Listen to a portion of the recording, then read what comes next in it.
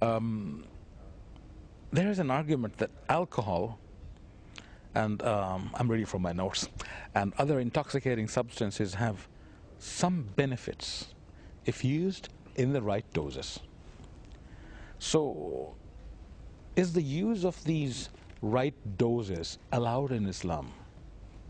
Why not? What you mentioned, that there are some benefits Allah has already mentioned in the Quran, which I quoted to you. Yes. Surah Baqarah chapter 2 verse 219, that in the intoxicant there are benefits and loss, but the loss is more than benefit. For example, today science tells us that beer keeps you warm. So if someone says that I want to have beer to keep myself warm, you can very well have honey. Honey keeps you more warm than beer. But you don't get the kick in the honey what you get in the beer. So they're doing it for the kick, not for keeping themselves warm. So people should not have small excuse for having it. But at the same time, Allah also says in no less than 4 different places. In Surah Baqarah chapter 2 verse number 173, Surah Ma'idah chapter 5 verse number 3, Surah Anam chapter 6 verse 145, and Surah Nahl chapter 16 verse 115, that if under compulsion, if you disobey Allah subhanahu wa ta'ala, Allah is Rahman Rahim. That means if your life is in danger, and if alcohol is the only thing that can save you, for that time it becomes permissible. For example, you're going in a boat and you have no food to eat. Fine? And you're hungry for many days, and pork is the only thing available in your boat. So for that time, it becomes permissible to save your life. But the moment you come on shore, it becomes haram for you. So, as a last resort, if you're going to save your life, for that time only it is permissible. And otherwise, to say having the right doses, if someone says that fine, you know, I'm a social drinker, I drink only 1 peg. Every alcoholic, when you try and interview him, he was initially a social drinker, then he becomes alcoholic. Bas ek jam, isn't it? Yes, he starts as a social drinker.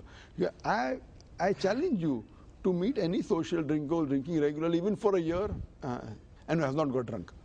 And when you drink alcohol, today science tells us there is an inhibitory center in your brain. This inhibitory center is inhibited by the alcohol. So you don't know what you're doing is right or wrong. For example, if you want to go for the call of nature, your inhibitory center will tell you, don't do it here, go to the toilet. Now, when you have alcohol, this inhibitory center is inhibited. So what you do, you don't realize.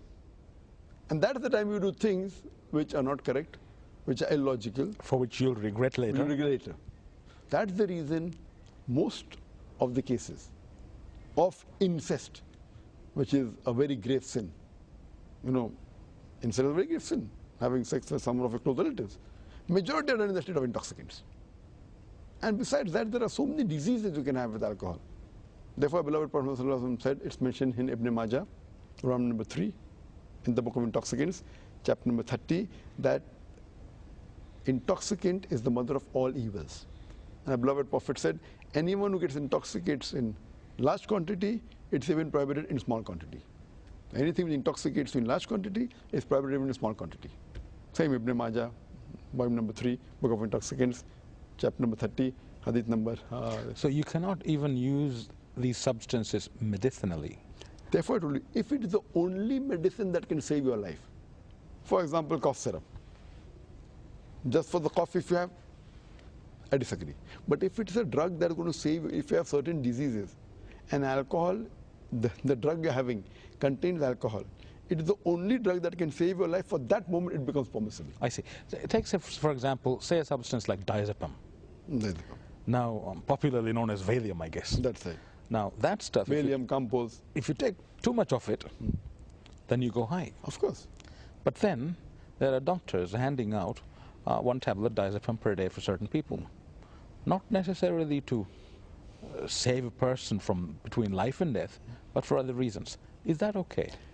If the psychiatrist, it should be a psychiatrist who prescribes.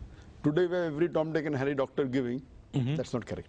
I see. If it's a requirement where you'll be very, very happy to know that in this country, not every Tom and Dick and Harry doctor can prescribe that, or not every pharmacy sells it over the counter. You need double prescriptions and so on, and that is where it comes from. So there, if you know that the disease is such, we have got so much anxiety, which is detrimental to his health, and then the doctor prescribes that was the 5 milligram, the right dose. if it's required, not just, okay, you're feeling uneasiness, okay, have diazepam. So it goes to in a different area, no? So that becomes like a drug. So if it's a requirement, your disease is such, like super anxiety or really some psychological disorders, where it's required, then it's permitted. I see. So again, it is a question of life and death when it comes to life or that. death, or something major drawback in your health. A major drawback, not you're feeling warm. Exactly. Oh, so sorry, not that you're feeling cold and you want to feel warm. Okay, so we have all these blessings that God has given us all over the universe, ni'mat min Allah, and we avail ourselves of these ni'mah at wish almost. But when we take these blessings from the universe, do we carry with the blessings a certain amount of responsibility, you think? Of course, it is. See, one thing is all these blessings. First, we should be thankful to Allah subhanahu wa ta'ala for these blessings. My basic question to people, sometimes an average human being may be thankful, okay, if God has given him wealth, so he's thankful. He fails to realize most of the human beings, the basic thing we get is free. The most important thing for life is air. Air, yes. I'm asking you the question, how many human beings thank our Creator Allah subhanahu wa ta'ala for the air He has given us? How many? I doubt whether even 1% of the human beings may have thanked Allah for the air He gives them free. They ignore it. They then comes water. Then comes all the, therefore Allah says, then look at the signs of Allah subhanahu wa ta'ala. Which of the favors of thy Lord will you deny? Surah Rahman. Which of the favors of the Lord will you deny? So here we find that all these are favors. At the same time, we have a responsibility. For example, water is an example. Our beloved Prophet Muhammad said that you should not waste anything. And while doing wudu, even in a running stream of water, you should not waste it. Showing the importance that how well you take care that you should not waste things.